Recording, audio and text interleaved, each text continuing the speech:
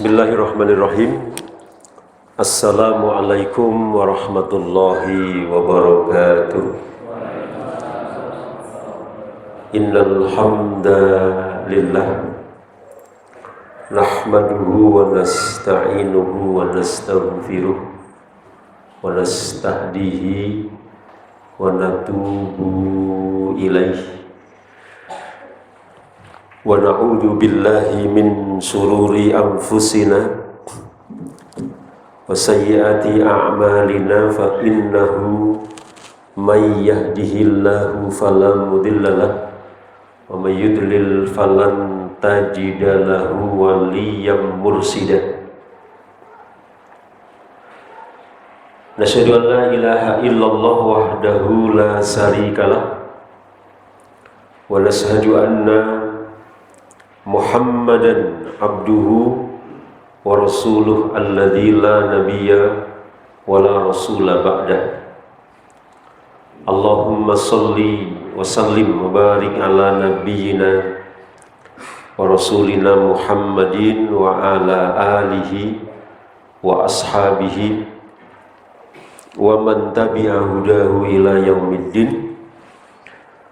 Allahumma arhamna bil Qur'an. Ma'asirul muslimin wal muslimat. Baterai enggak? Ada baterai ini atau yang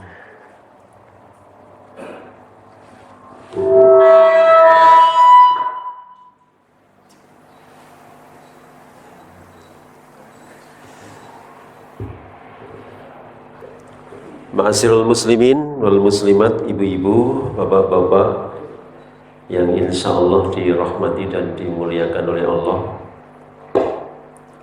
Tentunya yang kami hormati, tidak ada yang lebih pantas kita ucapkan dan kita haturkan kepada Allah selain untaian rasa syukur kita yang sedalam-dalamnya, setulus-tulusnya kepada Allah. Karena begitu banyak nikmat karunia yang tidak pernah berhenti mengalir kepada kita. Sholawat bermahkotakan salam semoga senantiasa terlimpah curah kepada uswah dan qudwah kita, Rasul tauladan dan panutan kita, Rasulullah Muhammad sallallahu alaihi wasallam. Jamaah rahimakumullah. Alhamdulillah, bersyukur saya kepada Allah Ta'ala khususnya bisa hadir sowan silaturahmi di tengah-tengah panjenengan semua setelah sekian lama selama pandemi ya, saya kesini paling ngisi nganten. Yang isi nganten bukan antum, walaupun mungkin ngantennya sekarang ada di sini. Tetapi tentu berbeda ya, karena kalau sekarang kita bertemu dalam konteks bagaimana sekalian memikirkan perkembangan proyek-proyek perjuangan kita lewat Yayasan Al-Islam, baik dalam wujud pendidikan maupun dakwah. Jamaah sekalian, saya ingin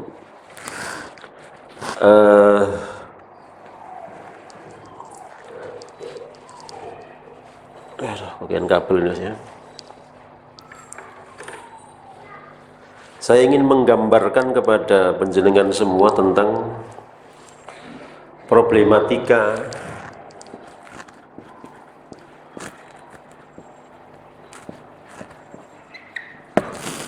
umat hari ini itu sebenarnya apa saja. Jadi merancang sebuah perubahan itu mesti harus mulai dari bagaimana kita mengenali sebenarnya problem yang kita hadapi itu apa. Ada yang mengatakan problemnya multidimensional, saking akeh. Problemnya multi kompleks, tetapi tetap bisa kita identifikasi. Ya.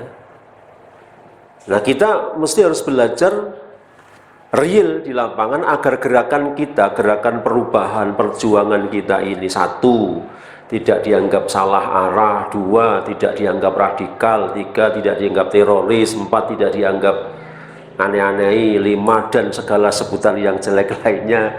Itu memang harus berangkat dari bagaimana kita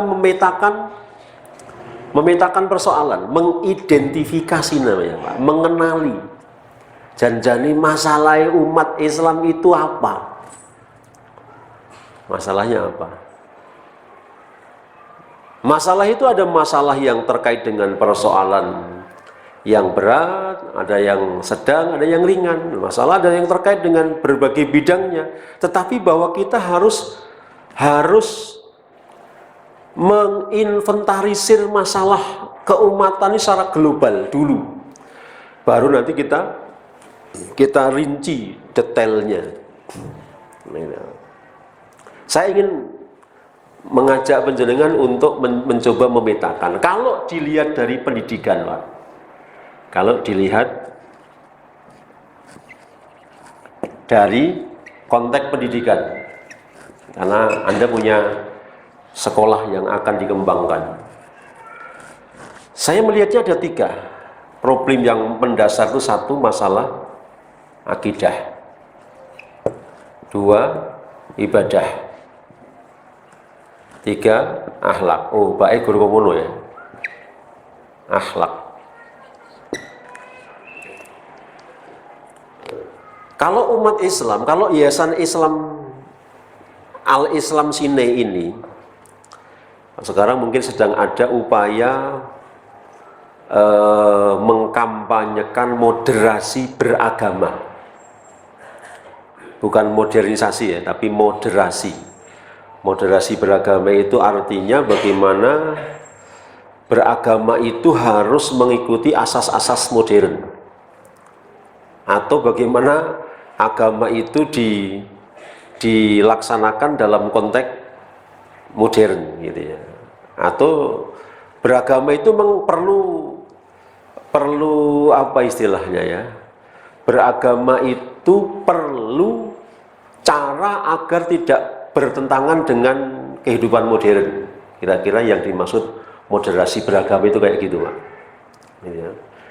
Jadi pokoknya nindak agama ki gen mbok yo rasa enek masalah. Kira-kira iso ora, Pak? Nindak agama ora ketemu masalah, kowe rono yo penak, rono penak, rono penak, rono penak. Enak, Pak ya? Setuju? Setuju? Angkat tangan. Saya kalau setuju silakan diterangkan di sini kayak apa. Baik ya. Ini problem. Saya melihatnya dari sini sederhana dulu, Pak ya. Saya tidak mau berbicara yang lebih dalam dari itu karena nanti mungkin pembicaraan kita di tempat yang lain, Pak ya. Problem sosial, ekonomi, pendidikan, politik, ya, dan sebagainya itu nanti. Kita bawa ke ruang yang agak sempit dulu biar kita paham dulu yang kita lakukan di sini. Problem umat Islam yang mendasar di lingkungan kita, di lingkungan sini ini, saya tidak, kalau dilihat dari sisi pendidikan, Pak, konteks pendidikan, dari lu tak tulis ya, itu yang paling mendasar di sini, akidah, ibadah, akhlak. Ya.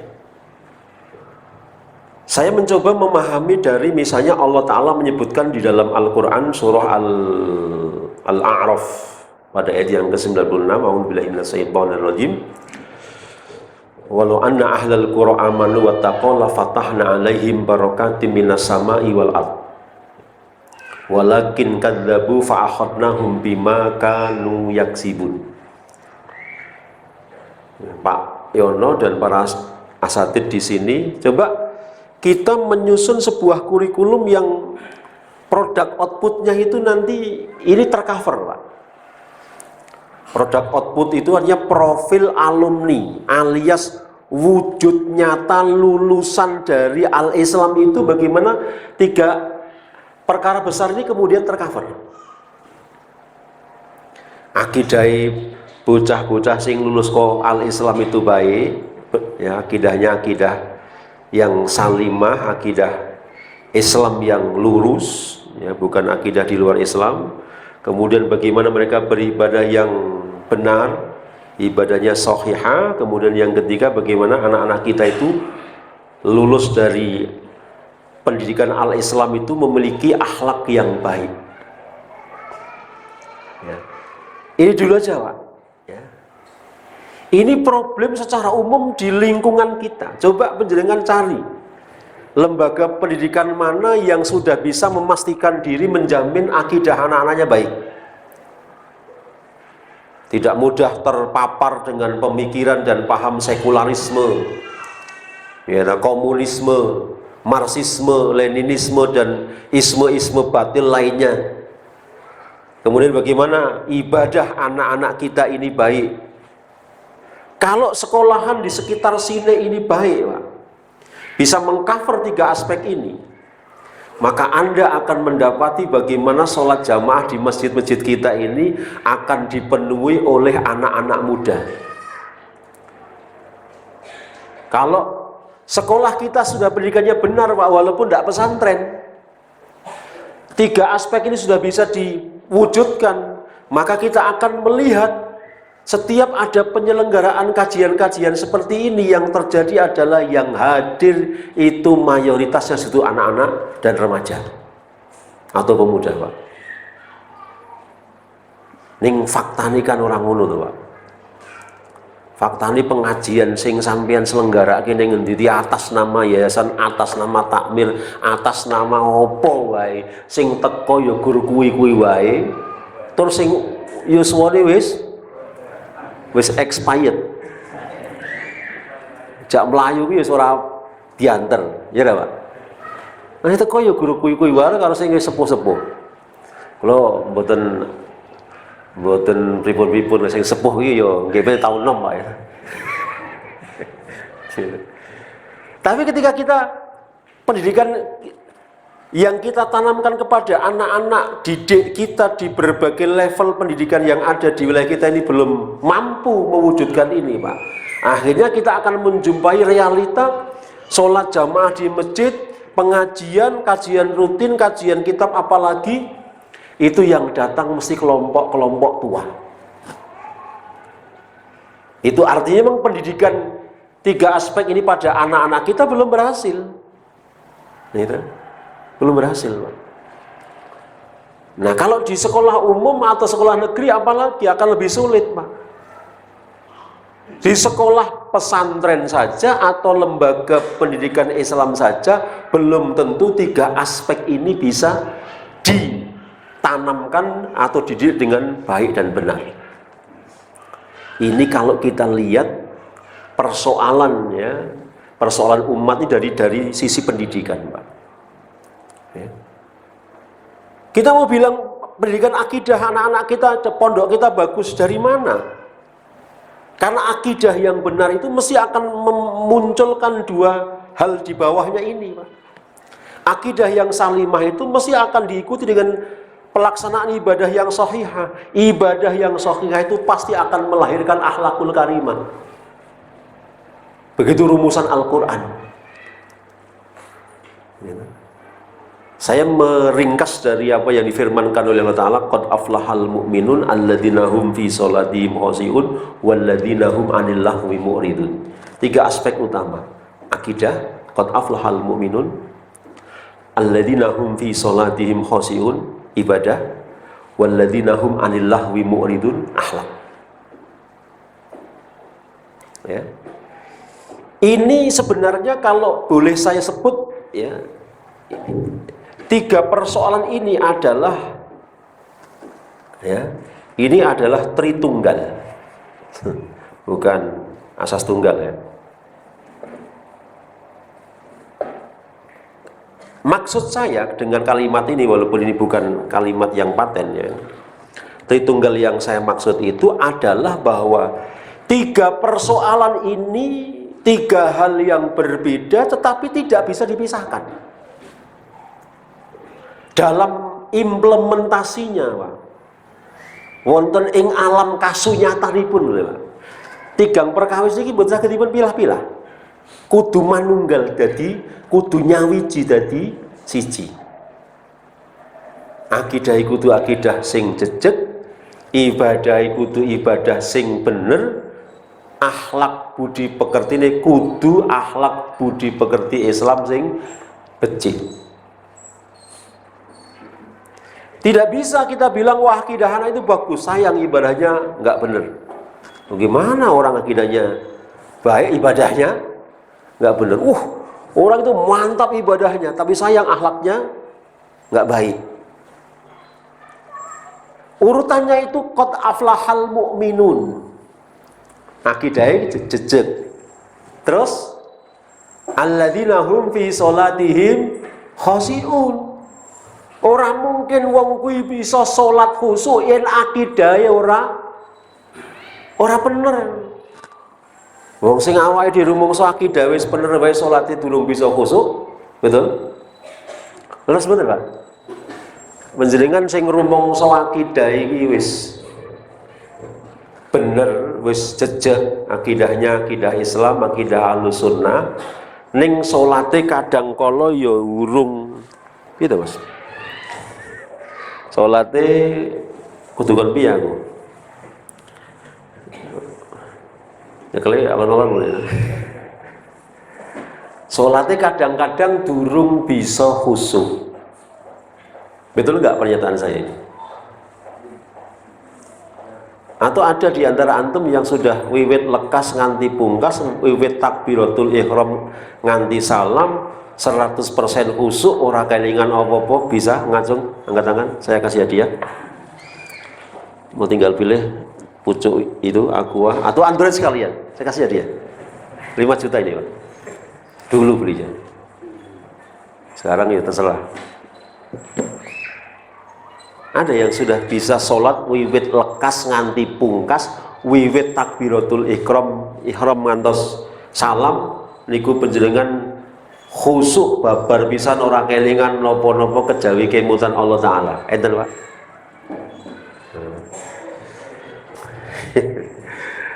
Jadi ini hal yang harus kita upayakan. Maka ketahanan kalau orang Indonesia, kalau Panglima TNI, kalau pihak Menteri Pertahanan atau apalah orang membicarakan, kalau zaman Soeharto sangat keras atau sangat lantang dibicarakan, namanya ketahanan nasional, ketahanan negara. Ya. Indonesia sebagai bangsa besar atau terbesar jumlah umatnya, umat Islamnya di dunia, tidak akan bisa berperan untuk menjaga kedaulatan atau ketahanan bangsa dan negara ketika umat Islam di 3 aspek ini lemah.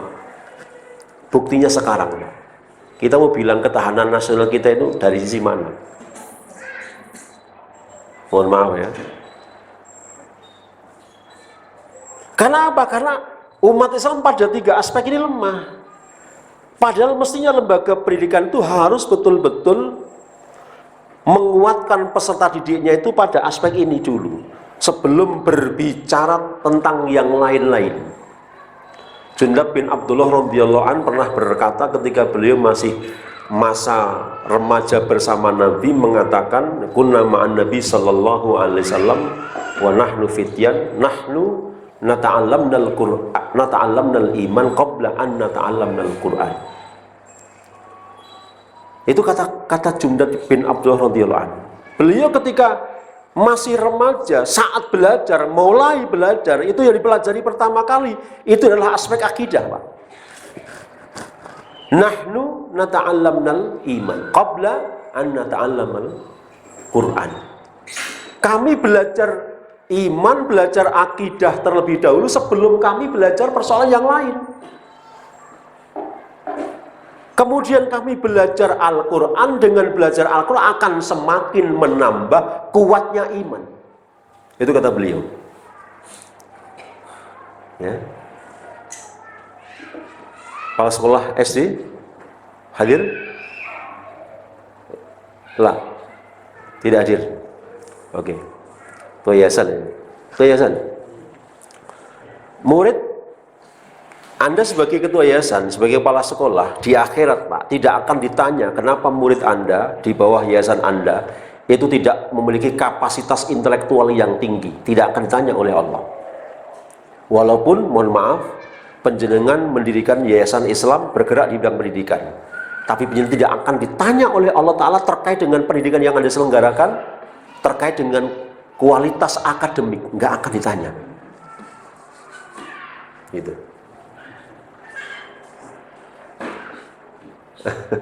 Berkesan. Jalan biasa aja. Oke? Tetapi ketua yayasan, kepala sekolah, apalagi orang tua, akan ditanya oleh Allah Ta'ala perihal kenapa akidah anak-anak kalian itu nyeleweng. Saya di Solo didaulat menjadi ketua KNAP, Pak. Aslinya Komite Nasional Anti Pemurtadan, tapi karena baru pandemi namanya diganti. Komunikasi, gitu, aksi, komunikasi nasional aku peduli, aksi peduli. Ya. Karena kalau Komite Nasional Anti Pemurtadan katanya ngajak perang, perang sama siapa gitu ya? Ada alumni ma'had yang sangat terkenal, ya, yang konon dulu disebut sebagai sarang teroris. Saya tidak sebutkan nama ma'hadnya biar tidak ngerasani. Kalau ada alumni di sini nanti biar tidak marah. Saya baru saja dapat WA. Ini alumni Pondok A, program Tahasus 1 tahun. Sekarang menjadi menjadi tokoh gereja. Gereja, Pak. Antum nggak usah terheran-heran seperti itu. Banyak. Ini artinya pendidikan kita soal akidah di tempat kita ini masih harus dibuat formula atau format bagaimana pendidikan akidah ini benar-benar bisa kuat. Ya. Ini PR. Karena sekali lagi bahwa kalau soal prestasi akademik, Pak Suyono, panjenengan sebagai ketua yayasan tidak akan disalahkan oleh Allah Ta'ala ketika alumni atau produk output pendidikan panjenengan itu katakanlah sisi akademiknya kurang gitu aja misalnya, tidak terlihat moncer. Tetapi ketika ada alumni al-Islam itu sampai murtad, mohon maaf, akidahnya centang perenang, menerima pemahaman LGBT, menerima pemahaman sekularisme, menerima pemahaman komunisme bahkan dan sebagainya. Kan pernah sekolah di yayasan al-Islam persoalannya, Pak. Ya tetap ditakok gitu. Polisi ngurus masalah kabeh kait enek kaitane ditakoki kok. Iki urusan swarga neraka ora takoki. Sampai ditakoki. Sesuk mundur ya. Target saya memang akan memundurkan dia. Saya mundur, saya maju sapa gitu. Kita ya. Kalau soal kok kenapa alumni al-Islam tidak juara olimpiade sekabupaten, olimpiade sains sekabupaten Ngawi misalnya, nggak akan ditanya oleh Allah. Allah nggak butuh itu kok. Ya, itu fadlun minallah, karena persoalannya kenapa nggak ditanya, itu yang memberi Allah. Tapi soal kuatnya dan soal jejeke akidah anak-anak kita itu soal perjuangan kita, soal usaha kita, Pak. Ya. Demikian juga dua hal di bawahnya ini ngikut ibadah. Makanya mumpung ketemu di sini, nanti sampaikan ke kepala sekolah, Pak Yono, ya, yang harus diupayakan di SD kita, di TK kita, terutama SD ini 3 aspek ini. Ya, jangan sampai ada perpustakaan al-Islam sini misalnya Buku bacaan anak-anaknya masih ada cerita-cerita rakyat, Kanjel nyolong timun. Wis ora jamane meneh. Mosok TK Islam terpadu kok bacaane Kanjel nyolong timun. Atau cerita timun emas atau cerita apa dan sebagainya. Cerita-cerita rakyat. Kalau Anda dikasih buku oleh Dignas yang seperti itu terima, tapi dan tumpuk sesaat di kiloan atau apalah, atau jangan diedarkan sama sekali. Ya, karena itu nggak ada gunanya, Pak. Justru gunanya merusak akidah anak-anak kita. Karena saya pernah masuk di sebuah perpustakaan besar milik TK yang terkenal, muridnya ratusan TK, Pak, maksudnya ratusan. Ya, sangat banyak, sangat diterima oleh masyarakat TK itu. Saya disuruh memberikan motivasi kepada asatidahnya, saya ditransitkan ke kantor dekat perpustakaan, saya iseng-iseng lihat bukunya. Ya tadi ada cerita, buku-buku cerita rakyat, cerita anak-anak. Ya, ada timun emas yopo, saya surga saya baca. Menceritakan seorang gadis yang punya kesaktian yang luar biasa dengan senjata timun emas tadi itu bisa mengalahkan raksasa besar. Saya baca kelingan. Saya astagfirullahaladzim. Kalau ini diterus-teruskan dibaca anak-anak, apa jadinya nanti lembaga pendidikan ini? Saya ambil bukunya, saya bawa, saya tanya ke Ustaz, ini dibaca anak-anak? Iya, Ustaz. Saya tidak pernah baca. Ya sebagian. Ini pernah dibaca? Pernah. Pernah. Tidak ada yang aneh dalam buku-buku ini. Enggak, biasa aja. Oh, biasa ya. Berarti Anda biasa menyesatkan anak-anak. Dek gitu, kaget. Merah wajahnya. Mungkin lah tertutup sadar ya, enggak tahu merah apa tidak. Ya. Tapi kelihatannya terkejut. Apa sih? Nah, kan buku coba dibaca. Dari sisi akidah bagaimana ini? Dari aspek akidah bagaimana buku bacaan ini? Gitu. Ya, akhirnya disadari, oh, gimana? Ya jangan dibaca, jangan sampai dibaca anak-anak. Ya. Di aspek seperti ini kita sangat kurang teliti, Pak. Saya melihat begitu. Padahal zaman Rasul sudah memberikan contoh. Pada zaman Rasul itu pernah ada kejadian Umar ibn Khattab. Siapa orang yang tidak kenal Umar ibn Khattab? Sahabat terbaik kedua setelah Abu Bakar. Yang Rasulullah pernah memuji, seandainya ada nabi setelahku, kata Rasulullah, maka orang yang paling pantas menjadi nabi setelahku adalah Umar ibn Khattab. Di lain kesempatan Rasul memuji, tidaklah Umar melewati sebuah lorong atau jalan atau gang, kecuali lorong gang jalan yang dilewati Umar bin Khattab itu akan ditinggal lari terbirit-birit oleh semua jin setan yang semula nongkrong di tempat untuk menggoda manusia. Karena yang lewat Umar, maka seluruh jin setannya lari terbirit-birit. Menunjukkan betapa kualitas seorang Umar ibn Khattab itu sedemikianlah dahsyatnya. Ya kira-kira 11-12 oleh sampean, Pak. Sampean lewat jalan, semua jin setan lari. Lari juga, mendekat tapi. Rut gitu ya. Membisikkan apa, ketemu mobil baru, wah, seandainya saya, wah, mikir itu kalau tinti, ngulu-ngulu ya, setan, jinnya. Itu namanya coba ini ya. Tetapi itu tidak kemudian menjadikan Rasulullah membiarkan sahabat besar yang memiliki keistimewaan atau karakter yang sangat dipuji Rasulullah tadi itu, kemudian Rasul membiarkan dia bebas memasukkan pengetahuan atau asupan informasi dan sebagainya ke dalam hati dan otak beliau di hadapan Rasulullah secara langsung, secara bebas. Nggak begitu. Itu pernah terjadi peristiwa itu ditegur Rasulullah apa? Ketika Umar bin Khattab pada satu pertemuan begini ini, ya, bukan dolanan Android ya, nggak ada dolanan Android ya. Saat di hadapan Rasulullah, Umar bin Khattab itu sibuk membaca lembaran Taurat. Umar jadi moco betul. Umar, apa yang kau baca? Wah, ini lembaran Taurat Rasulullah. Tahan, bawa sini, kata Rasulullah. Nih, tarik Rasulullah. Sing dibaca Umar itu Taurat, Pak, bukan lain-lain. Yang membaca itu Umar, bukan orang lain. Tetapi oleh Rasul dilarang. Kamu cukup baca Al-Quran, pelajari Al-Quran, jangan pelajari Taurat. Gitu ya. Anda kalau memang tidak jago benar dalam urusan-urusan tertentu, ya udah nggak usah mempelajari. Akan merusak.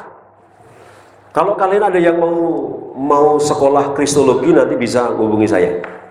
Link benar-benar Anda punya kemampuan baca, kemampuan analisa, kemampuan mengingat. Kemampuan baca, kemampuan analisa, dan kemampuan mengingat yang baik. Kristologi itu harus begitu. Nanti harus ingat ayat berapa, pasal berapa, bunyinya apa di kitab Matius, Injil berapa dan sebagainya. Ngono, nek singan, nek urasa ndak mozo. Oso Injil barang. Kalau Anda tidak sedang mendalami Kristologi untuk berdakwah membentengi akidah dari gerakan pemurtadan orang-orang Kristen. Gitu ya. Oke ya, kembali ke sini Pak. Akidah. Yang kedua ibadah. Ibadah itu buah dari akidah. Pak Yono, kepala sekolah TK, SD tidak akan dimasalahkan orang tua, tidak akan dimasalahkan oleh Allah Ta'ala soal apakah anak-anak didik kita nanti menjadi para konglomerat, menjadi pengusaha, menjadi pejabat. Syukron. Tidak akan ditanya oleh Allah. Orang nggak hidup nih. Ya. Tidak akan ditanya oleh Allah. Tetapi Pak Yono sebagai ketua yayasan, kepala sekolah, ustadz siapa? Ustadzah sebagai kepala sekolah TK akan ditanya oleh Allah Ta'ala kenapa produk output atau profil alumni dari lembaga pendidikan Al-Islam Sine ini ibadahnya tidak jejak. Makanya kemudian silahkan dipikirkan dan bagaimana caranya Pak. Anak-anak SD begitu hayya ala sholah mereka ke masjid. Anak-anak SD begitu hayya ala sholah mereka ambil air wudhu. Anak-anak SD begitu dengar hayya ala sholah mereka rapi berbaris di masjid. Wah, ini butuh cara, butuh strategi, butuh pendekatan, butuh apa ini biar seperti itu. Karena memang anak-anak. Tapi justru karena anak-anak, bagaimana bisa seperti itu? Dibuat sistem, dibuat cara, dibuat upaya, ditempuh berbagai macam, diberikan wahana, ya. Antara jam sholat dengan istilahnya jangan terlalu mepet, biar mereka bisa wudhu, karena anak-anak masih pakai gojek, karena anak-anak masih pakai bermain. Tapi bagaimana pembiasaan ketika masuk masjid, sakral mereka di masjid tidak lagi bermain. Kalaupun bermain yang dalam tanda kutip masih pada kata toleransi, wajar-wajar saja. Ya, ini saya begitu Pak. Kemudian bagaimana ketika anak-anak kita yang kelas 4, 5, 6 itu di rumah mereka adalah orang-orang yang sudah tegak sholat 5 waktunya bersama orang tuanya, ada checklistnya. Kalau nggak salah saya pernah ngomong dulu sama Ustaz di sini ya. Coba buku komunikasi itu yang kelas 4, 5, 6, terutama yang kelas 6 lah katakanlah begitu ya. Ada buku komunikasi, salah satu isi dari buku komunikasi itu adalah untuk mendapatkan informasi bagaimana pelaksanaan ibadah di rumah anak-anak kita ini seperti apa. Terutama sholat. Gitu loh. Karena nanti kalau ini tidak diingatkan, visi, misi, dan orientasi seperti ini dalam yayasan dan sekolah tidak ada yang mengingatkan orang yang juek.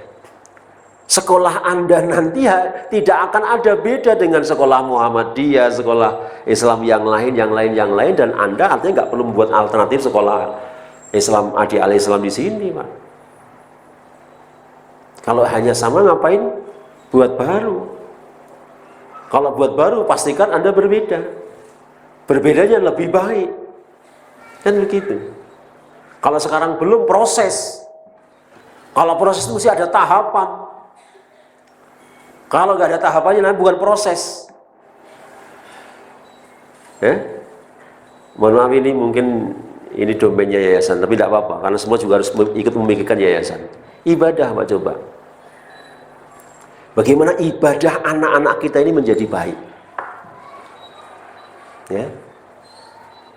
Ini problem mendasar betul loh Pak.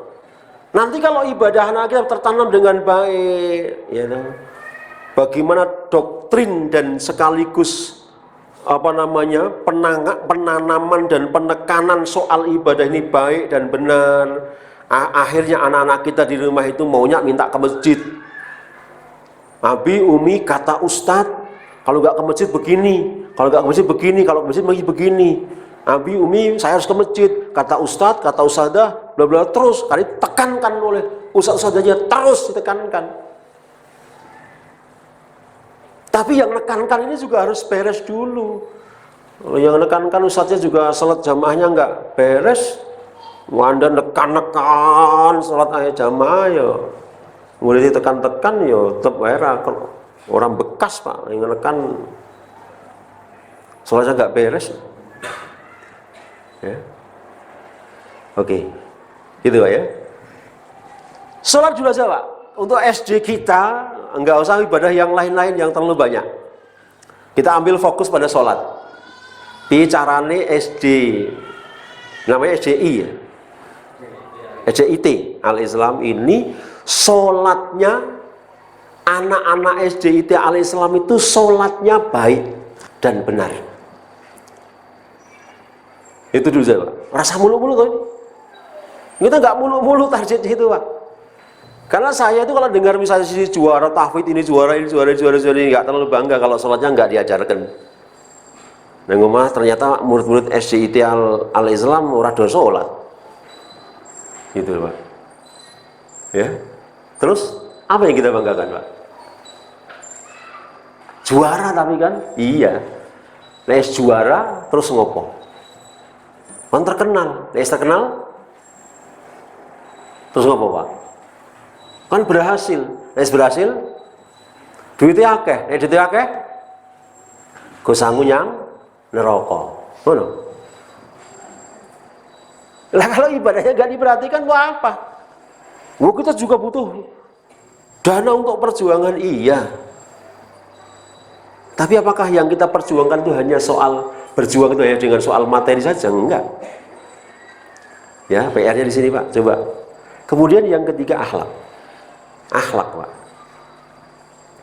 Ini menjadi basis, menjadi 3 pilar, 3 ketahanan inilah yang akan menjadikan anak-anak di lembaga pendidikan kita ini akan memiliki daya saing dan daya pembeda. Coba, kalau anak-anak kita di 3 aspek ini baik Pak, ini 3 aspek ini baik,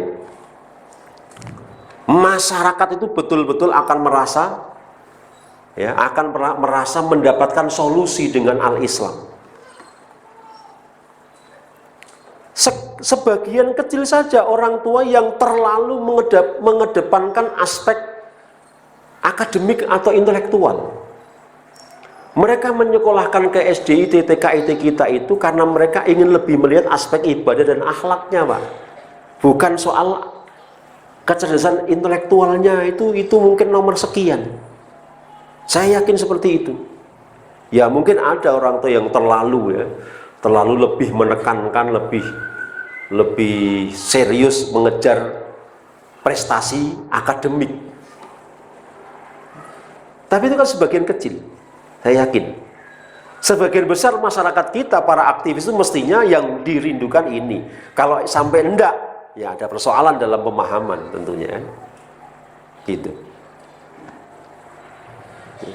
Walau anna ahlul qura amanu wa taqalla fatahna alaihim barakatim minas sama'i wal ardh. 3 aspek ini Pak, ketika penjagaan raih.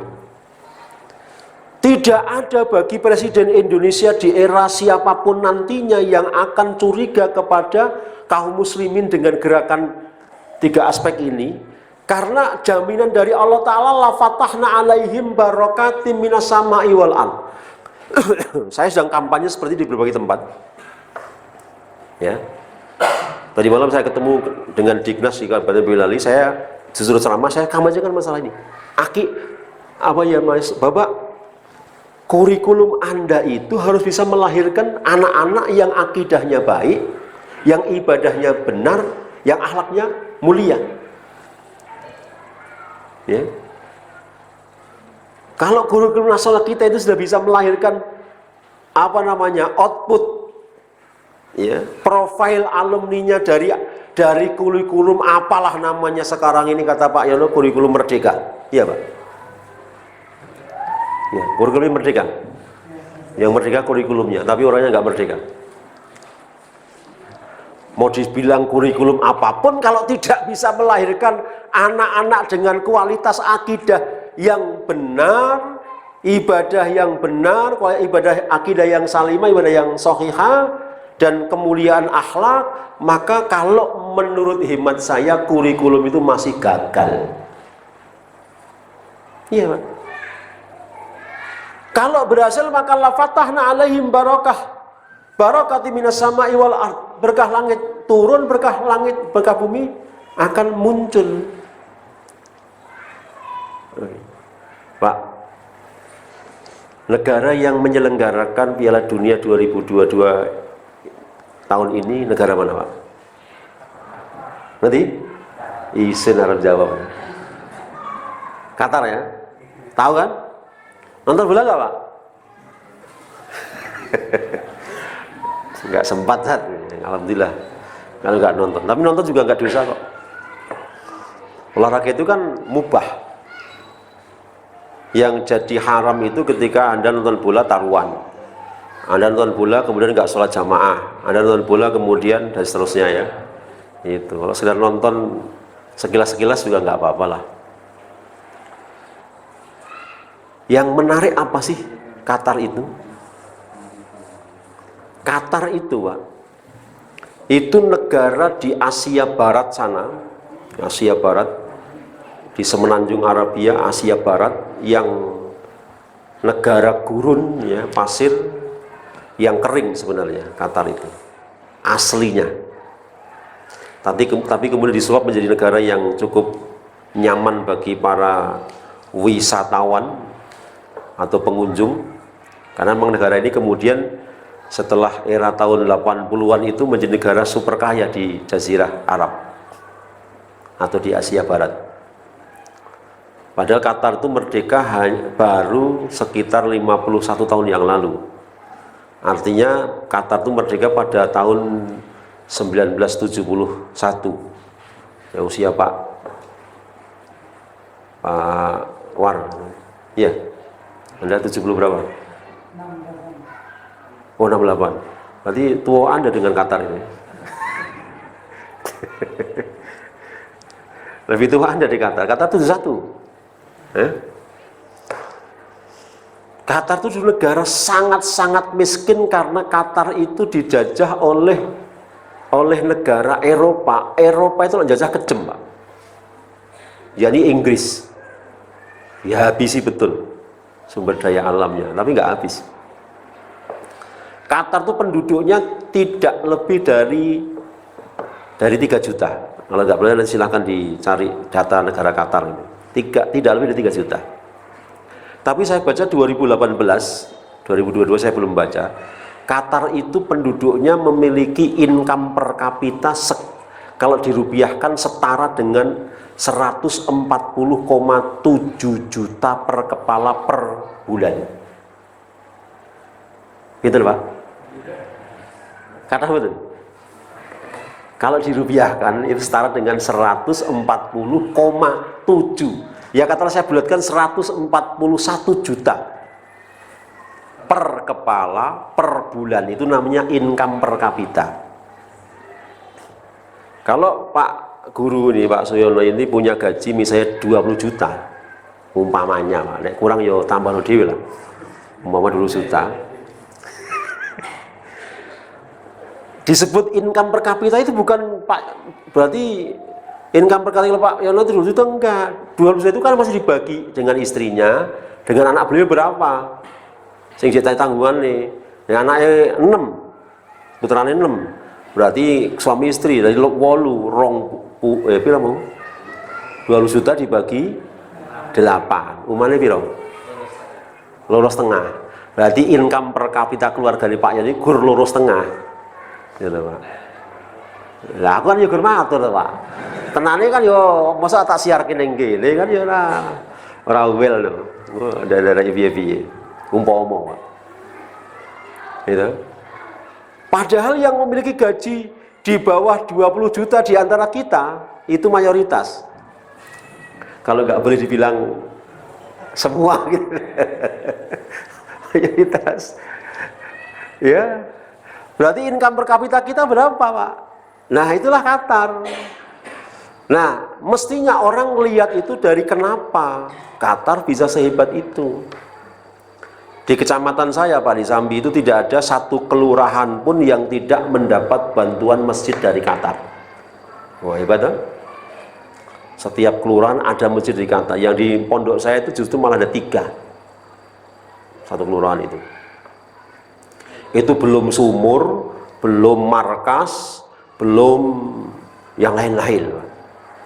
Ada bantuan sumur, ada bantuan markas, ada bantuan tempat wudhu, ya, dan lain-lain. Gitu. Itu, Pak. Ning Qatar mampu menjadi penyelenggara Piala Dunia dengan sekaligus membangun 8 stadion sangat mewah. Wah, gitu loh, Pak. Dan saya terpaksa harus cerita ini karena memang ini spektakuler, Pak. Iya. Kita belum pernah melihat sejarah ada penyelenggara sepak bola atau Piala Dunia itu pembukaannya dimulai dengan membaca Al-Quran. Nggak ada, Pak, kecuali Qatar. Seandainya di Indonesia mungkin bukan baca Quran, Pak. Ya. Akan dibacakan Islam Nusantara gitu ya. Itu Qatar ini, Pak. Semasa ini, Pak, itu mereka Emir Qatar tuh mengangkat 2000 muazin dengan standar adanya Bilal. Standar adanya Bilal, Pak. 2000 muazin disebar di seluruh masjid di negara Qatar yang hanya kecil. Qatar itu hanya seluas kira-kira provinsi termuda di Jawa namanya Banten. Kira-kira hanya sebanten luasnya. Tapi gaji muadzin itu melebihi guru SMA, kepala sekolah SMA negeri, Pak. Golongannya 4 piro, Pak, ya? 14 ya. 4 pi. Masya Allah. Pak Yana 4 apa? 4 C, Masya Allah. Berarti lebih dhuwur nih 4 C. Gitu, Pak.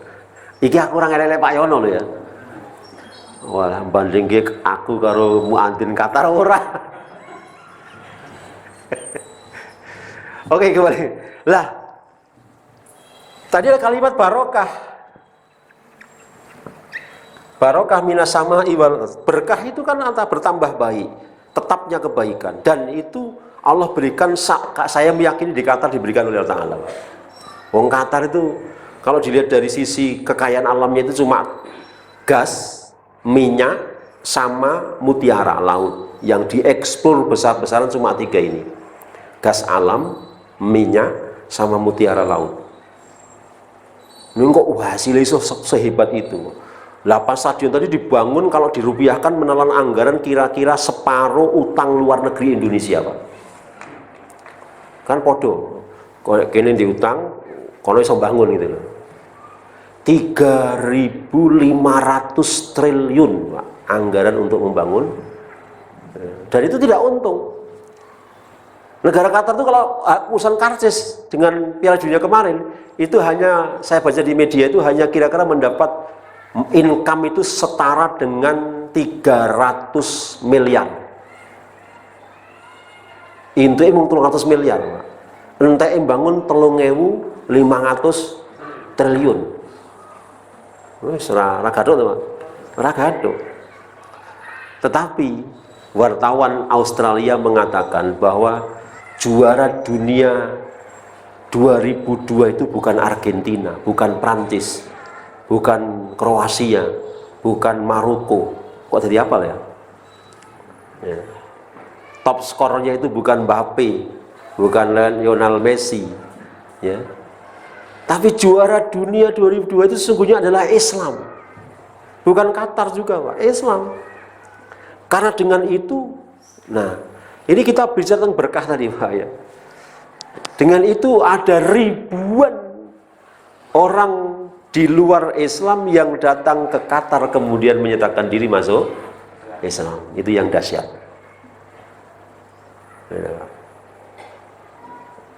Orang Qatar itu kalau punya anak perocot itu dibuatkan akte kelahiran, nama fulan bin fulan, lahir tanggal sekian, bulan sekian, tahun sekian, hari ini dan sebagainya. Maka anak ini berhak satu, bebas atau gratis biaya pendidikan dari TK sampai perguruan tinggi. Dua, bebas biaya kesehatan. Tiga, bebas biaya pernikahan. Nah, udah nikah. Gimana, Pak? Enak jadi negara Qatar? Enak nggak? Anda jangan berpikir pindah ke Qatar. Anda pindah ke Qatar ribet. Pak Yono, Yayasan Islam, sekolah-sekolah Islam berpikirnya bagaimana negeri kita, Indonesia kita, NKRI kita ini bisa menjadi seperti Qatar. Tidak usah pindah ke Qatar. Kita harus bangga dengan orang Indonesia. Kita harus bangga menjadi orang Indonesia karena kita faktanya lahir di Indonesia. Sebagaimana yang tadi dibaca dalam pembukaan sepak bola itu, ya nasu inna khalaqnakum min dzakarin wa unsa wa ja'alnakum syu'uban wa qabaila lita'arafu. Kita ditakdirkan sebagai bagian dari bangsa Indonesia. Kita harus bangga. Cara kita bangga menjadi orang Indonesia, bagaimana Indonesia bisa mendapatkan barokah Allah dari langit, bisa mendapatkan barokah Allah dari bumi. Jangan pada tataran ayat berikutnya, walakin kadzabu. Ketika bangsa ini, negeri ini, masyarakat ini mendustakan Allah, mendustakan syariat Allah, fa'akhadnahum, kata Allah, kami siksa mereka. Fa'akhadnahum, kami adab mereka. Bima kanu yaksibun, jalaran patrap tumindai menung sanim. Ya. Dan tampaknya Indonesia kita ini belum ada sadar-sadarnya. Setiap tahun, Pak, di akhir tahun Masehi, di bulan Desember dan sekitarnya, Allah selalu hantam negeri dengan berbagai bencana besar. Tetapi tidak cukup membuat masyarakat dan bangsa ini sadar. Tidak cukup membuat bangsa dan negara ini, masyarakat di tempat kita ini, kemudian mau introspeksi. Tetap saja mereka bermaksiat kepada Allah. Tetap saja mereka tidak melaksanakan perintah Allah. Maka kalimat fa'akhadnahum, kami adab mereka, kami siksa mereka, itu tidak akan lepas. Bima kanu yaksibun, karena perbuatan mereka. Saya yang nggak habis pikir itu, Pak, kenapa peristiwa erupsi Semeru itu berulangnya tepat 1 tahun di tanggal yang sama. Itu Mbah Surono nggak bisa bilang apa-apa itu. Kenapa Mbak Suro? Erupsi Semeru itu bisa tanggal 4 Desember tahun 2021, kemudian terulang di tahun 2022 di tanggal 4 Desember juga, hanya beda jam. Mbah Suro nggak bisa jawab itu. Ya. Mbah Suro hanya selalu menggunakan pendekatan ilmiah. Mbah Suro atau Mbah Surono itu selalu menggunakan pendekatan ilmu beliau. Ya, ilmu vulkanologi, ilmu meteorologi, ilmu geofisika, macam-macam yang saya tidak paham. Ya. Ini ada lempengan bergerak begini lah, terlalu mumet. Masyarakat awam diajak bicara Mbah Suro itu nggak paham. Termasuk Anda dan saya tidak paham, betul? Lempengan apa bumi kaya ngopo wujudnya? Bergerak piye? Alah bayang angel kok. Kenapa Mbah Suro dan orang Indonesia secara umum tidak mau berbicara tentang bencana dalam perspektif Quran? Untuk kemudian menguatkan, meluruskan akidah. Gitu. Oke lah, silakan ini lempengan bumi bergerak sekian, namang itu udah mengalas, aku nggak ngerti lah gaduk. Gitu. Tapi kan untuk menjelaskan orang awam kan itu susah. Kenapa tidak kita gunakan pendekatan Al-Quran dalam melihat masalah ini, Pak? Ada apa dengan bencana itu menurut Al-Quran? Ternyata di 3 aspek ini Pak, garis bawah saya itu 3 aspek ini. Akidah umat kita ini centang perenang. Lah Semeru kemarin saya ke sana Pak, pulang dari Semeru saya jatuh itu waktu itu. Tapi setelah sampai di rumah yang ngecor Pondok Tahfidz Muhammadiyah di tempat saya, pulang itu tabrak orang, tabrak cewek Pak. Pasca saya dari sana itu ada seorang tertangkap kamera seseorang lain nendang sesajen di lereng Semeru, viral Pak waktu itu. Dengar kan? Viral.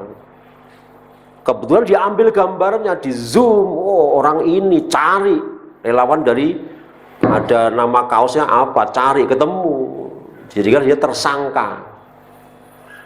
Jadi baru di era Pak ini ya, Pak ini loh ya, itu ada polisi yang diurusi adalah masalah sesajen. Zaman Pak Harto nggak ada itu, zaman yang lain-lain juga nggak ada, saya nggak dengar itu. Polisi ngurusi sesajen.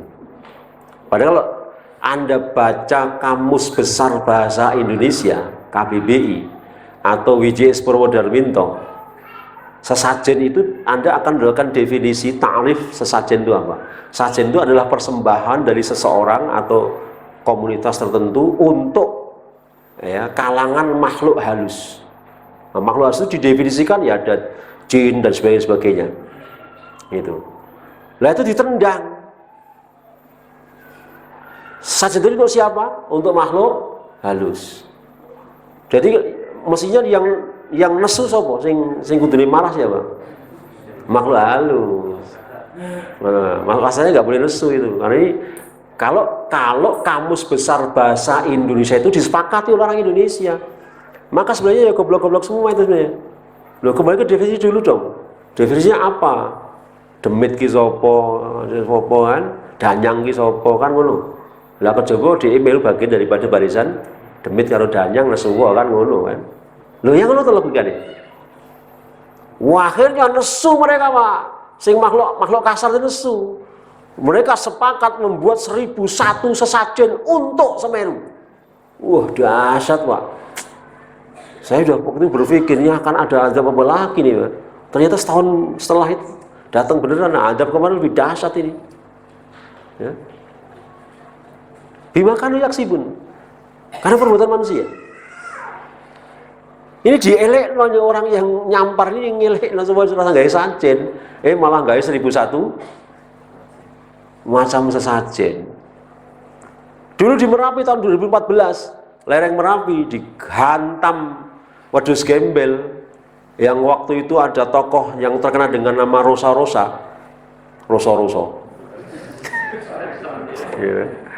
Gitu. Saya sampai naik ke kampung Kinarjo itu, kampungnya dia ini. Waktu itu dia mengusulkan, ini karena sesajen untuk gunung berapi itu kerbaunya masih kurang 7 ekor atau 10 ekor. Kita sembelih 7 kerbau, kita tanam kepala dan kakinya di lereng Merapi. Yang ditanam-tanam sesuatu yang dihantam oleh lahar yang disebut oleh mereka dengan istilah wedhus gembel, dan termasuk Ki Roso tadi itu nyungsep Pak. Nyungsep, meninggal. Gitu. Masih kurang apa lagi Pak? 2014 juga terjadi peristiwa dahsyat di Banjarnegara, di lereng Gunung Dieng. Jadi Dieng itu ada yang masuk Banjarnegara, ada yang masuk di Wonosobo. Dieng Banjarnegara, Dieng Wonosobo. Jadi pemerintahnya mengaku masing-masing Pak. Yang saya tindakan di Banjarnegara. Ada kecamatan namanya Karangkobar. Desanya Sampang, bukan Sampang Madura, Sampang Karangkobar. Dukuhnya Jemblung. Ya, karena itu organisasi yang besar itu ada 3, 1 Muhammadiyah, 2 NU, 3 Syarikat Islam. Yang lainnya tidak ada. Saya tanya ke tokoh SI, kenapa Pak di sini ini? Oh, di sini ini desa ini luar biasa Mas, maksiatnya luar biasa. sing jenenge Molimo wis kuwabeh mujaharah, Pak. Terang-terangan, ora nganggo ora terang-terangan. Molimo, mulai ngantek Molimolas. Oh Mas Warno, Molimolas. Molimolas ki aja sing napa aja tersinggung ya. Aja baper ya. Molimolas ki madhep mantep mangan melu mara tuwa. Mara tuwa ora mandu mati sik no. Mara tuwa macem-macem mantu minggat. Mara tuwa mati mantu melu marisi. 15. Kuwi mantu njaluk di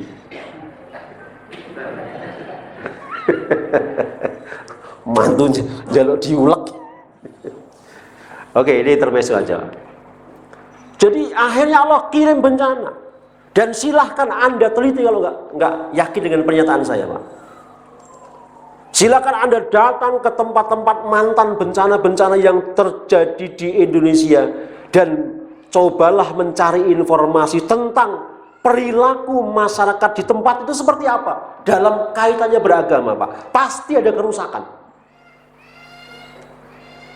Itulah yang mengundang datangnya bencana. Sebab kalau amanu wa taqalla fatahna alaihim barakati minas sama'i wal ard. Berkah langit turun, berkah bumi akan tumbuh. Itu pasti. Nah, Bapak dan Ibu sekalian yang dirahmati dan dimuliakan oleh Allah Ta'ala, ini saya ngelihat dari sisi pendidikan. Sekarang sedikit saya mau tambah, ya, masih belum asal kan? Kita lihat dari konteks dakwahnya, Pak. Ada apa dengan gerakan dakwah kita hari ini? Umat kita dilihat dari sisi dakwah, karena saya katakan sesungguhnya saya mengajak penjenengan melihat masalah dari dua perkara ini, dari konteks pendidikan dan dakwah ini, karena ini adalah bagian dari solusi, ya, problematika umatnya, dan saya menawarkan solusinya di bagaimana dakwah kita. Dakwah kita hari ini, Pak, nggak tahu kalau di wilayah Sine atau Ngawi secara umum. Saya melihat di Solo Raya misalnya. Dakwah kita ini ada banyak persoalan, di antaranya adalah satu, problem dakwah kita ini tidak merata. Tidak merata. Tidak merata ini dari berbagai aspek, tidak merata dari dakwahnya sendiri, kegiatannya, tidak merata dari sisi materinya, ya. Tidak merata dari ketersediaan SDM dan lain sebagainya. Tidak merata, Pak. Kegiatan dakwahnya mungkin kalau penjelasan bisa ngamati di sini itu yang ada kegiatan dakwah secara termanage, ya, kegiatan dakwah yang tersistem. Itu kira-kira di sini ini siapa? Al-Islam misalnya. Sudah tersistem, walaupun sistemnya belum dinarasikan. Pokoknya nek jadwal melaku terus. Ning before dan afternya mungkin belum sempat dinarasikan. Belum sempat dievaluasi. Biyen kaya ngopo, piye prosesnya seperti apa, saiki hasilnya kaya ngopo. Nah, biyen dung di sekolahan, terus do kegiatan di sekolahan, wis di sekolahan lah. Nah, di sekolahan hasilnya kaya ngopo? Nah, ini hasil fisik. Sekolahan ini kan hasil yang sifatnya fisik. Sekarang hasil yang sifatnya secara akhlak tadi. Okeh tambah okeh cah nom-nom yang masjid apa ora? Selama berpuluh-puluh tahun Anda berdakwah ini, bisakah mengubah situasi di mana dominasi masjid itu dihuni oleh anak-anak muda hasil sekolahan kita atau dakwah kita? Sudah? Sudah belum, Pak? Dereng. Berarti berhasil belum? Nah, paling-paling sampai kok nek anyel karo aku kan, anggere diundang ngisi pengajian kok mesti eneke gur modo maidu. Ngono ta, Pak? Urung tahu kok ngelem wis di gedung apik sakmene kok ora dilem. Sebab nek engko tak lem. Gitu. Ora mungkin merkitik. Lah saya modo iki kan gen merkitik. Wah, pada ke wedi wodo ayo cah. Ah ngono tak karo ngono. Ayo cah, mangkat. Ya Mas Anwar. Mas syukur ngantuk wae Mas Anwar. Orang ngantuk anteng kok. Mangkat. Itu. Wis mangkat akan ada perubahan. Oke ya. Jadi tidak merata Pak dakwah kita. Yang ada taklim rutin di Kecamatan Sine itu berapa desa? Taklimnya sudah terstruktur apa belum dari sisi kurikulum? Kita coba evaluasi Pak. Ya. Banyak hal ternyata kegiatan dakwah kita ini. Ya. Kalau di bulan Idul Adha, di bulan Dzul Hijjah, kira kita satu Sine ini masihkah ada masjid yang belum menyembelih korban? Ya. Atau masihkah ada di Kecamatan Sine ini Idul Fitri ditunda karena bertepatan dengan Dinopon? Ada nggak kayak gitu? Saya kemarin itu di satu daerah itu kaget Pak. Set di sini itu jangankan masalah-masalah ini ya. Sini itu Idul Fitri itu ditunda.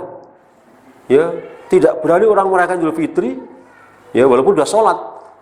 Sholatnya sudah ditunda sholatnya Pak. Ning merayakannya itu sesuk. Kenapa? Karena besok ini pas PON Ustaz. Ini kan soal akidah. Tadi loh, 3 aspek tadi loh. Soal akidah. Ya. Jadi belum merata dakwahnya, belum merata konten materi dakwahnya, belum merata SDM-nya. Gitu. Ada dakwah sing mulang ya ngono-ngono wae. Ya. Udah berisam dari kecil, dari mbah-mbah mbiyen ngantek turun-temurun bae sedo, terus ke anake sedo, terus ke putune wis tuwa, dadi awake dhewe. Carane wudu masyarakat jadi mulai belum bener kok. Ya. Di hari gini aja kita memperhatikan orang mau sholat wudu itu kalau sudah pada kalimat wamsahu biru usikum itu masih banyak. Nah, di antara kita aja mungkin masih ada yang tidak perhatikan Pak.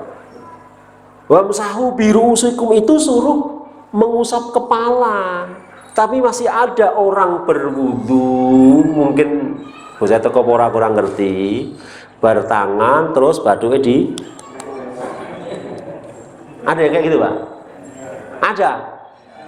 Saya teko. Gitu. Masih kayak gitu. Ya. Kui ora ngusap kepala Pak, itu wudunya orang mumet ditagih ngutang. Ya Pak. Ditagih ngutang pusing gitu ya. Wong kon ngusap kepala kok. Ya. Nah ini problem dakwah Pak. Akibatnya apa? Akibatnya ya karena problematika dakwah kita belum merata dari sisi apa tidak meratanya dakwah. Kemudian materinya juga tidak merata. Hal yang lain Pak. Dakwah itu kan sebenarnya ya, dakwah sebenarnya itu fungsinya dari sisi target atau tujuan. Target dan tujuan mestinya ya. Itu juga para dai kita itu belum sampai pada sepakat dengan targetnya apa. Target berarti untuk tujuan sementara. Kalau targetnya misalnya berantas buta baca tulis Al-Quran umpamanya. Ya. Berarti undangkan hadirkan guru tahsin, guru tahfidz dan sebagainya, ya. Tujuannya apa? Tujuannya agar masyarakat di wilayah itu mengerjakan sholat semua, beribadah semua, meninggalkan hal-hal yang sifatnya klenik, tahayul bid'ah khurafat misalnya dan sebagainya. Nah ini juga belum ada kejelasan target ini Pak. Itu kadang orang berdakwah itu tidak sampai belum jelas ya. Belum ada target dan tujuan yang jelas. Yang ingin dicapai itu apa? Ini jadi persoalan. Maka tadi kalau kita melihat tiga perkara besar, akidah, ibadah, akhlak, lah mestinya dakwah kita dimulai dari sana. Dakwah itu yang terpenting penanaman akidah dulu. Sampai kapan, dalam batas apa, seperti apa minimal dan sebagainya. Terus ibadahnya sembari dibenahi. Cara berwudunya, cara sholatnya, akhlaknya, diperbaiki. Ya. Itu kalau bersinergi Pak, antara orang-orang yang berhikmat di lembaga pendidikan dan di dakwah ke masyarakat itu kemudian bisa bersinergi, maka dakwah itu akan menjadi lumbung raw input atau amunisi untuk lembaga-lembaga pendidikan. Oh, yang bisa memerankan seperti itu adalah Yayasan Al-Islam. Saya tak salah ke sana. Gitu. Kita sudah punya alumni sampai berapa kali SD-nya? Berapa kali luluskan? 6 kali ya. Saya ingat 6 kali. Anda yang punya malah nggak ingat. Ya. Harus mulai sudah ada evaluasi Pak. 6 kali ini sudah cukup untuk mengevaluasi total perjalanan 1 kali SD penyelenggaraan lulus semua. Coba alumni kita tersebar di berapa lembaga pendidikan, mereka melanjutkan di mana dan sebagainya, kan bersinergi Pak. Input kita ini dari daerah mana? Lihat saja Pak, dari daerah dakwah. Ya. Itu saling bersinergi. Sing dakwah yang dandani pemahaman di masyarakat, pendidikan nih menghasilkan produk output yang baik, terus begitu nanti akan terus ada peningkatan kondisi, keadaan, situasi dan sebagainya Pak. Ya. Nanti kalau tanggal 3 itu mau diadakan tahrid infak, ya, saya berharap Hamin berapanya yayasan kumpul dulu, ketemu saya. Kalau nggak mau ke rumah saya nanti ketemu di mana, di tol ya, nggak apa-apa. Kita bincangkan strategi kita penggalangan dana dari 400 wali murid dan yayasan. Nanti kalau perlu undang donatur tetap kita atau masyarakat terdidik, biar nanti saya bisa maksimalkan bagaimana teknik penggalangan dana. Targetnya 1, 2, 3, 4 lokal ini bisa dinaikkan dan selesai minimal. Kalau lokal hanya 100 juta kan cuma butuh 400 juta. Kalau yang hadir itu 400 orang, satu orang rata-ratanya 1 juta, enteng, selesai insya Allah Pak. Ya, loh, sampai kok. Saya itu kemarin gini Mas, saya contohnya, saya habis ngisi subuhan, Pak Tamso atau yang punya nomor saya mungkin terkirim kisah saya. Jadi saya habis ngisi kajian subuh, ada emak-emak yang tanya, nomor rekeningnya berapa? Tak kasih. Oke siap, bentar Bun. Ya, tulis.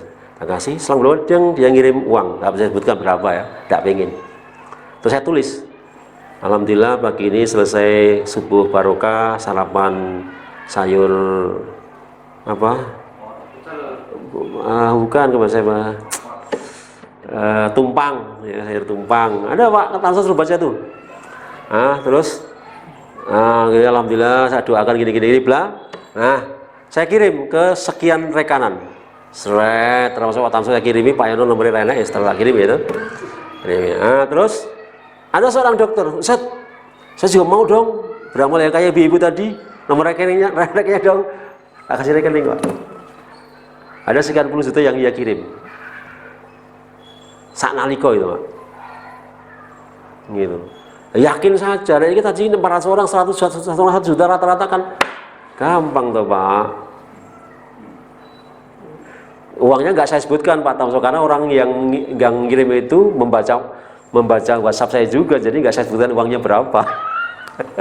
Tapi dari kisah yang saya paparkan itu kemudian menginspirasi sekian orang beramal. Oke, jadi nanti gitu. Jadi target tujuan dakwah diperjelas Pak. Nah, kemudian Bapak Ibu penjenengan yang aktif dakwah di sini, coba dipetakan, sak sinai dulu aja lah. Sak sinai dulu ini, daerah yang kira-kira masjidnya itu sholat 5 waktunya belum tegak, ada apa enggak? Kelemahan para mubaligh, kelemahan para asatid, kelemahan para kiai kita itu tidak memiliki data umat secara konkret. Sekelas Yayasan Al-Islam Sinai ini mestinya karena punya sayap dakwah, mestinya punya data berapa masjid di Sinai. Bukan mandek berapa masjidnya, berapa masjid yang digunakan untuk Jumatan. Bukan mandek Jumatannya berapa Jumatan itu masing-masing kira-kira yang hadir, dan seterusnya. Harus punya data, Pak. Saya bukan menyepelekan, tetapi tampaknya kalau lihat raut wajah para pengurus belum punya data. Betul? Ketok, kalau wis duwe wis umringah. Nek urung kan pucet. Pak Tamso masih pusat, berarti belum duwe data masjid saksine urung duwe. Lah sampeyan arep garap dakwah apa data masjid ora kagungan iki, Pak? Mau bersinergi dengan umat? Baik dari data. Coba di data, Pak. Kalau sudah punya data, minta nomor WA takmir masjid. Anda bisa kirimi nasihat, Anda bisa kirimi tausiah, Anda bisa kirimi program-program yayasan, progresnya, info saja, Pak, info aja. Gitu. Orang bilang masa pandemi susah menggalang dana, ya siapa? Ya Anda nggak bergerak, gitu. Anda nggak bergerak. Oke ya, nanti saya tidak akan nanti, insya Allah, udah menjelang asar, menjelang asar. Kita cukupkan sampai di sini. Semoga memotivasi dan menginspirasi kita semua bahwa sekarang ini yang diharapkan kaum muslimin ini tinggal 2 kegiatan besar umat Islam dimanapun dan siapapun yang harus mengambil bagian dan peran yang penting, yakni bidang pendidikan dan bidang dakwah. Seluruh elemen umat Islam di Indonesia ini harus memperkuat diri. Ya, menurut Ketua Taruna Muslim Indonesia, tidak ada tokoh-tokoh sekelas pemikir dan strategi, ya, komunis atau PKI, kecuali di setiap kota kabupaten sudah ditempatkan 1, 2, 3 orang, ya, orang-orang komunis yang kapasitasnya adalah pemikir-pemikir dan ahli strategi. Ini menurut penuturan, ya, Ketua Taruna Muslim Indonesia, ya, yang saya menilai dia salah satu orang yang paling pakar dalam bidang komunisme. Alfian Tanjung namanya. Kebetulan saya berkawan akrab dengan beliau. Anda butuh menghadirkan beliau kapanpun, ya, di sini ini atau di Ngawi sekalian, Anda hadirkan 1000 orang, 2000 orang, 5000 orang, saya siap bawa Alfian Tanjung ke sini bersama saya nanti, insya Allah. Sing penting wani pora. Rasate kok wani piro? Wani pora sik wae. Ya, ning kuwi PKI ganyang. Nah, sampean mesti wani kok.